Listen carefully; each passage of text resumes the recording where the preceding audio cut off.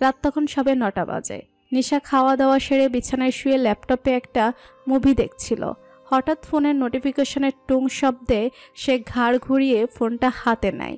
অপ্রত্যাশিত নোটিফিকেশন পেয়ে তার চক্ষু চড়াক গাছ। তামজিদ সাহেব এক্সপেক্টেড ইওর রিকোয়েস্ট। এই অনর্থক নোটিফিকেশনের মানে কি? নিশা তো এই লোককে রিকোয়েস্ট পাঠায়নি, তবে তার আইডি হ্যাক হলো নাকি? কথাটা ভাবতে ভাবতে নিশা সাইফের ইনবক্সে এক শব্দে প্রথম মেসেজটা সেন্ড করে। ভাইয়া। মেসেজটা সেন্ড হয় সাথে সাথেই, অতঃপর 1 মিনিটের মাথায় রিপ্লাই আসে। বলুন বোন। আরও 6টা দিন পেরিয়ে গিয়েছে। এই নিরাপত্তার বেড়াজালায় আবদ্ধ বাড়িটায় বাণীর প্রায় দমবন্ধ অনুভব হয়। নিজের মেয়েকে ছাড়া প্রতিটা মুহূর্ত তার ছটফট করে পার হয়। তার খুব ইচ্ছে নিজের মেয়েকে নিয়ে এই শহরটা ছেড়ে দূরে চলে যাওয়ার, কিন্তু তা সম্ভব হচ্ছে না একটা মানুষের জন্য। কেবল শাহরিয়ার দুর্জয়। দুর্জয় সেদিন রাতে এই বাড়ি থেকে প্রস্থান করার পর আর এই বাড়ির মুখো হয়নি। প্রথমে বাণীর এ নিয়ে খুব অস্বস্তি কাজ করছিল, কিন্তু ইলিয়াস কাঞ্চন নামক লোকটার মাধ্যমে দুর্জয় একদিন কলে তার সঙ্গে কথা বলেছিল। সেই কথোপকথনে দুর্জয় জানায় যে সে খুব জরুরি একটা কাজে আটকে আছে, ব্যস্ততা কিছুটা কমলেই সে আসবে। বাণী যেন ধৈর্য ধরে কেবল অপেক্ষা করে, নিজে যেন ভুল করে দুর্জয়ের কথার বাইরে গিয়ে সবার চোখ ফাঁকি দিয়ে বন্যিকে উদ্ধারের চেষ্টা না করে। দুর্জয়ের উপরে আস্থা রেখে যেন একটু স্থির থাকে। বাণী দুর্জয়ের কথা মেনে নেওয়া ছাড়া আর কোনো পথ খোলা পায় না। সে নিজেও ভালো করে জানে কোনো ধরনের সাহায্য ব্যতীত বন্যিকে ওই বাড়ি থেকে উদ্ধার করা এক প্রকার অসম্ভব ব্যাপার। কিন্তু মায়ের মন এত যুক্তি মানতে চায় না। ইচ্ছে হয় ছুটে নিজের মেয়ের কাছে চলে যেতে। এই কয়েকদিনে আরেকটা ব্যাপারে বাণী না চাইতেও খুব আগ্রহ অনুভব করে, তাহলে এই বাড়ির লক করা বেডরুমটা। কেন যেন তার মনে হয় ওই বেডরুমের ভিতরে দুর্জয় খুব গুরুত্বপূর্ণ কিছু লুকিয়ে রেখেছে। অবশ্য তা অবাক করার মতো বিষয় নয়। দুর্জয়ের পেশা অনুযায়ী এটা খুব স্বাভাবিক একটা ব্যাপার। তবুও কেন জানি ঘুরে ফিরে বাণীর ওই রুমটা এক দফা ঘুরে দেখার খুব ইচ্ছে জাগে। কিন্তু পর মুহূর্তে সে নিজেকে বলে শাসায় যে দুর্জয় তাকে সাহায্য করে কেবল এখানে থাকার সুযোগ করে দিয়েছে, অনেকটা শরণার্থীর ন্যায়। এই সামান্য সাহায্যের মানে এই নয় যে দুর্জয় তাকে নিজের ব্যক্তিগত জীবনের প্রতি আগ্রহ দেখানোর এক্সেসও দিয়েছে। ইউটিউবে বিবিসি নিউজের একটা ইংরেজি প্রতিবেদন দেখতে দেখতে এসব আকাশকুসুম ভাবনায় মশগুল ছিল বাণী। আচমকা গুলিবর্ষণের তীক্ষ্ণ শব্দে তার ভাবনা জগতে ভাটা পড়ে। ভীত দৃষ্টি মেলে সে টিভির স্ক্রিনের পানে তাকায়। রঙিন পর্দায় দেখাচ্ছে চট্টগ্রামে সে ভয়ঙ্কর টেরোরিস্ট অ্যাটাকের ঝলক। কলেজ ভবনের থেকে দূরে রাস্তায় সাংবাদিকদের উপচে পড়া ভিড়। দূর হতে কলেজ ভবনের ভেতর থেকে ভেসে আসছে গুলিবর্ষণের শব্দ। বাণী ভীত দৃষ্টি মেলে দেখে ভয়ঙ্কর সে দৃশ্য। দুর্জয় কিছুদিন পূর্বে এই বাড়ির টিভিটাই ওয়াইফাই সংযোগের ব্যবস্থা করতে একজন লোককে পাঠিয়েছিল, হয়তো বাণীর একাকিত্ব ঘোচানোর জন্য, নতুবা বাণীর সময় কাটানোর জন্য। ওয়াইফাই সংযোগ দিয়ে যাওয়ার পর থেকে বাণী বহির্বিশ্বের বিভিন্ন ঘটে যাওয়া ঘটনা নিয়ে ডকুমেন্টারি দেখে যাচ্ছে একের পর এক। আজ কতগুলো বছর ধরে সে বাহিরের পৃথিবী সম্পর্কে সম্পূর্ণ অজ্ঞাত। সে তো ভেবেছিল হিরণের ওই 4 দেয়ালে ঘেরা প্রাসাদের ভেতরটাই কেবল ভয়ঙ্কর, কিন্তু এখন দেখতে পাচ্ছে বাহিরের দুনিয়াটাও ভালো নেই। কেমন একটা অসুস্থ পরিবেশ চারপাশ ঘিরে। মানুষরূপী একদল জানোয়ার পৃথিবী জুড়ে ছড়িয়ে পড়েছে, যারা কিনা নিরপরাধ মানুষদের উপর অমানবিকভাবে গণ হত্যাযজ্ঞ চালাচ্ছে। আর এই জানোয়ারগুলো এতটা শক্তিশালী রূপ ধারণ করেছে যে এখন কেউই এদের দমাতে পারছে না। বাণী জানে না এই পরিস্থিতির শেষ কোথায়, কিন্তু সে মনে মনে দোয়া করে যেন পৃথিবীটা সুস্থ হয়, এই গোলাগুলি যেন শেষ হয়, নিরপরাধ মানুষ এবং নিষ্পাপ শিশুরা যেন মুক্তি পায়। ব্যক্তিগত একটা ফোন পেতে প্রত্যয় যত দ্রুত সম্ভব চট্টগ্রামের নামি দামি একটা কফি শপে এসে উপস্থিত হয়। মুখভঙ্গি তার অ্যাজ ইউজুয়াল তেতো রকমের। টেবিলের অপর প্রান্তে বসে থাকা মধ্যবয়সের 2 ভদ্রলোক এবং ভদ্র মহিলা সতর্ক দৃষ্টি মেলে দেখে প্রত্যয়কে। বোঝার চেষ্টা করছে ছেলে রেগে আছে নাকি না।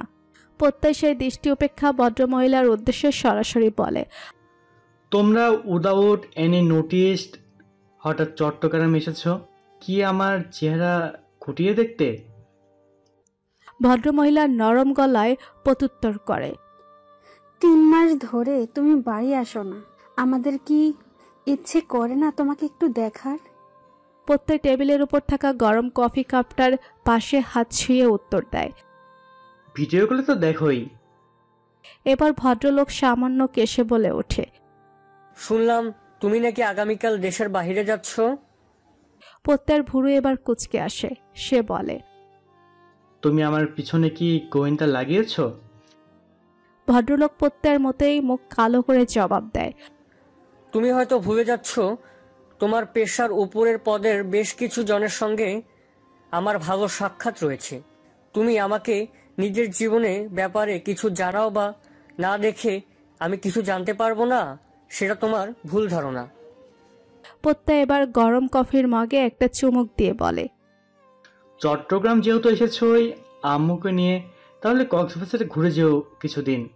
যান্ত্রিক কোলাহলমুক্ত সমুদ্রের বিশুদ্ধ হাওয়ার প্রশান্তি খুঁজে পাবে।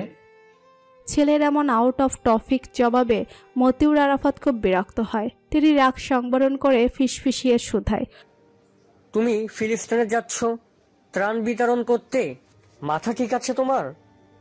প্রত্যয় সঙ্গে সঙ্গে আশেপাশে তাকায় সতর্ক দৃষ্টিতে, পরখ করে কেউ তাদের কথা শুনল কিনা। নিশ্চিত হয়ে নিচু গলায় জবাব দেয়, এই বিষয়ে এখানে আমি কোনো কথা বলতে চাচ্ছি না, আর আমি যাব, এটা ফাইনাল। মতিউর আরাফাত স্ত্রী ফিজার উদ্দেশ্যে বলে, তোমার ছেলের মাথা নষ্ট হয়ে গেছে ফিজা, ওকে বুঝাও। স্বামীর কথা শুনতেই ফিজা উঠে এসে ছেলের পাশে চেয়ারটায় বসে। ছেলে 2 হাত নিজের হাতের মুঠোয় নিয়ে বলে ওঠে, বাবার সময় আছে, তুমি মানা করে দাও। তোমার বাবা ব্যবস্থা করে নিবে একটা। তোমার জায়গায় যেন অন্য কাউকে পাঠানো হয় সেই ব্যাপারে কথা বলবে। প্রত্যয় নিজের মায়ের সেন্টিমেন্ট উপলব্ধি করে, তবু সে নরম হয় না, বরং কাটকাট গলায় জবাব দেয়, সরি আম্মু, তোমার এই আবদারটা রাখতে পারলাম না। মতিউর আরাফাত এবার রেগে বলে ওঠে, তুমি জানো তুমি কোথায় যাচ্ছ? একটা যুদ্ধ বিধ্বস্ত দেশে। ওখানে লাইফের কি গ্যারান্টি আছে? নিজের ভাইয়ের পথে হাঁটা বন্ধ করো। সব দেশপ্রেম ওকে দিয়ে কি দিয়েছিল মনে আছে? যুদ্ধের ময়দানে মরেছে। আর যাদের নিজের ভাই ভেবেছিল তারা কি করেছে তোমার ভাইয়ের সাথে? তারা নিজেদের বাঁচাতে সেখান থেকে পালিয়ে এসেছে। তোমার ভাইয়ের লাশটা অবধি শত্রুর ঘাঁটি থেকে নিয়ে ফিরেনি। তুমিও কি একই পরিণতি চাও? প্রত্যয় শুনে সবটা। পাশে বসা নিজের মায়ের নীরব অশ্রু সে টের পায়, কিন্তু মায়ের চোখে জল না মুছে সে নিজের আব্বুর দিকে তাকিয়ে শীতল গলায় বলে, যুদ্ধের ময়দানে কেউ মরে না আব্বু, শহীদ হয়। ভাইয়া ইজ এ মার্ডার, ভাইয়া ইজ এ মার্টার। কথাটুকু বলেই প্রত্যয় উঠে দাঁড়ায় প্রস্থানের উদ্দেশ্যে। যাওয়ার আগে ফের বলে, আর ছোটবেলায় তোমরাই সবসময় বলতে বড় ভাইয়ের থেকে যেন ভালো কিছু শিখে সেই অনুসারে লাইফ লিড করি। এখন যখন ভাইয়ের পথ অনুসরণ করে ভালো কিছু করছি, তখন তোমাদের এত সমস্যা হচ্ছে কেন? উত্তরের অপেক্ষায় আর দাঁড়ায় না প্রত্যয়, সেখান থেকে প্রস্থান করে। মতিউর আরাফাত স্ত্রীর দিকে তাকিয়ে বলে, এক ছেলের জানাজা পড়েছে ফিজা। নিজের জীবন দশায় আরেকজন ছেলের জানাজা পড়ার মতো সাহস আমার নেই। ওকে এই পথ থেকে ফেরানোর জন্য যা যা করা প্রয়োজন আমি করব। ওকে বুঝাতে হবে ওর কিছু হলে এ দেশের কিছু যায় আসবে না, কিন্তু ওর পরিবার শেষ হয়ে যাবে। কি করবেন আপনি? পুরুষ মানুষকে ঘরমুখ করার সক্ষমতা আল্লাহ শুধু নারীদেরকেই দিয়েছেন। ক্ষীণ ইঙ্গিতটা বুঝতে পেরে ফিজা চুপ হয়ে যান। উনি আর এসব বিষয় নিয়ে মাথা ঘামান না। উনি শুধু নিজের ছেলে জীবিত ফিরে আসাটুকু কামনা করেন। পরন্ত সন্ধ্যায় দরজার কলিং বেল চেপে দাঁড়িয়ে আছে দুর্জয়। মিনিট গড়ানোর আগেই ভেতর থেকে দরজা খুলে দেয় শাড়ি পরিহিতা এক রুগ্ন নারী। দুর্জয় এক পলক তাকে দেখে চোখ নামিয়ে ফেলে। বহু বছর পূর্বে দেখা এক টম বয়কে এত বছর পরে বাঙালি নারী রূপে দেখে সে প্রায় অজানা কারণে অস্বস্তি অনুভব করে। বাণীও দুর্জয়কে দেখে চোখ নামিয়ে নেয়। সেদিন রাতের পর আজ তাদের প্রথম দেখা। অস্বস্তি বাণীও অনুভব করছে। তার ব্যাপারে আর কোনো কিছু এই মানুষটার অজানা নয় ভেবেই সে অস্বস্তি কাজ করছে। নীরবতার পালা ভেঙে দুর্জয় বলে, সারাদিন বাড়ির ভেতরেই থাকো, উঠানে বের হও না? বাণী কেবল মাথা নেড়ে না জানায়। দুর্জয় গলা ছাড়ি দিয়ে বলে, ভেতরে আসবো না, বাইরে বের হও, উঠানে হাঁটতে হাঁটতে কথা হবে। বাণী আর কথা বাড়ায় না। শাড়ির আঁচলটা টেনে অপর পাশের কাঁধে চেপে দুর্জয়ের পিছু পিছু বের হয়। উঠোনের এক পাশে ইলিয়াস কাঞ্চন সহ আরেকজন টহল দিয়ে বেড়াচ্ছে। তাদের এদিকে কোনো ধ্যানই নেই। দুর্জয় হাঁটতে হাঁটতে বলে ওঠে, তোমার বাবা আনিসুজ্জামান তালুকদার বর্তমানে কি অবস্থায় আছে সেই সম্পর্কে কোনো আইডিয়া আছে? ওনার ব্যাপারে কিছু জানতে আমি আগ্রহী নই। দৃঢ় গলায় কথাটুকু বলে বাণী। দুর্জয় একটা দীর্ঘশ্বাস ছেড়ে বলে, আনিসুজ্জামান তালুকদার 6 বছর আগে মারা গিয়েছে বাণী। হি ইজ নো মোর।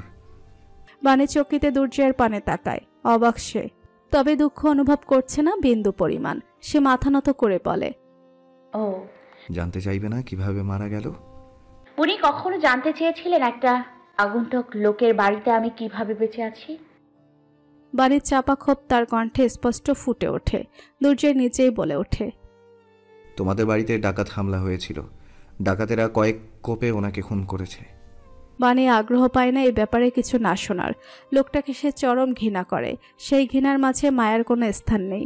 এরকম নিকৃষ্ট একটা লোক পৃথিবী থেকে চলে গেলে পৃথিবীর নিশ্চয়ই খুব বড় কোনো ক্ষতি হয়ে যাবে না। দুর্জয় এবার হাঁটা থামিয়ে বাণীর মুখোমুখি দাঁড়িয়ে বলে, আমার মনে হয় কোনটার সাথে হিরণ জড়িত, যেন আর কেউ তোমার ভাইয়ের মতো আনিসুজ্জামানকে ফলো করে তোমার পর্যন্ত পৌঁছাতে না পারে। বাণী এতে অবাক হয় না। হিরণের জন্য এটা অসম্ভব বিষয় নয়।